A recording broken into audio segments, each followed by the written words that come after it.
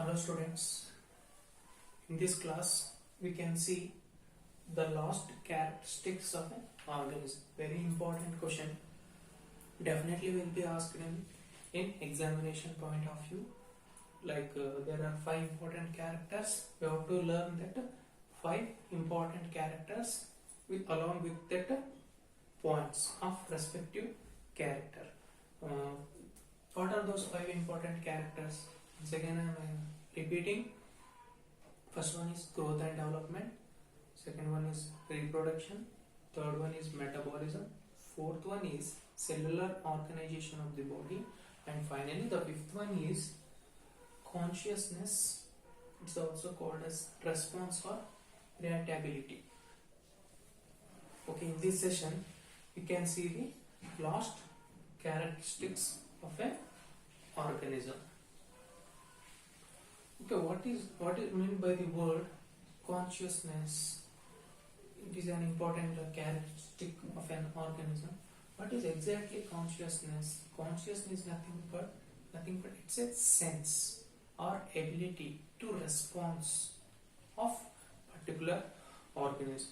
If we see any organism, for example, if you take any human being only, when someone is going to touch means or something, any heat particle, any boiled water fall on our skin means immediately we will respond. Stimuli is going to take place. Immediately the response is going to take place. That is a physical or physically or biologically response. We will be at that time we are responding. That is nothing but consciousness. It means that a living organism is know how to respond at particular levels. For example, if we take any plants, they are going to respond, but we can't see. They are going to respond for the light. Okay, for the light. With the help of the light, their photosynthesis is going to take place. Which means for the environmental factors, the plants or the animals, they are going to respond. Some of the chemical reactions are going to take place in our body. If you see any living organism which is completely made up of chemicals only, so in our body there are a lot of chemical reactions are going to take place. That is also a consciousness, which means that chemical or biological reactions are going to take place. But it is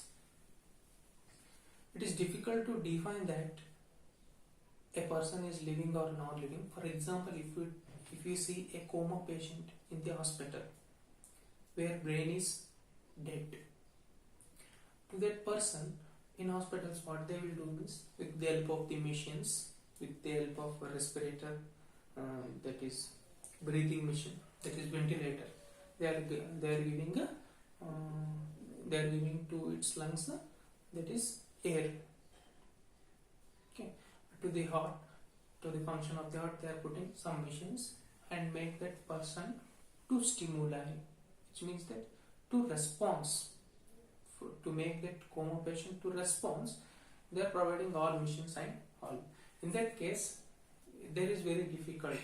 Person is said to be living or non living, but the person is alive. Okay, why I say it alive means we are giving support externally to be the person as to make as a living to come into the normal state. Their efforts will be going on like that. First we can see the definition for consciousness is nothing but response. In particular organism going to response for any activity. It may be an environmental factor, or it may be a physical or chemical or biological. That is called as response or irritability. Irritability is nothing but it's a feeling or frustration or anger. If we sometimes we feel very anger, that is nothing but irritability. That will also will come under consciousness. What's the exact definition? It is the ability to sense their surroundings or environment, maybe surrounding or environment, and respond to these environmental stimuli. Stimuli is nothing but it's a movement. Stimuli, sudden response or movement, which could be, that may be physically, chemically, or biologically. That is called as a consciousness. Like plants, they are plants are going to respond on external factors called as environmental factors, light, water, temperature, other organisms, pollutants, etc. They are also a response to these all environmental factors called as external factors. If you see the prokaryotic organisms, like unicellular organisms, they are also going to respond. They are very complex organisms. Their organization will be very complex. They are also responding to the environmental factors. And final one is photoperiod. Photoperiod is nothing but, if you see a day, the day it is going to cover 24 hours of time. In that, how much time will be there for light? It may be roughly like 12 hours. 10 to 12 hours the photoperiod will be there.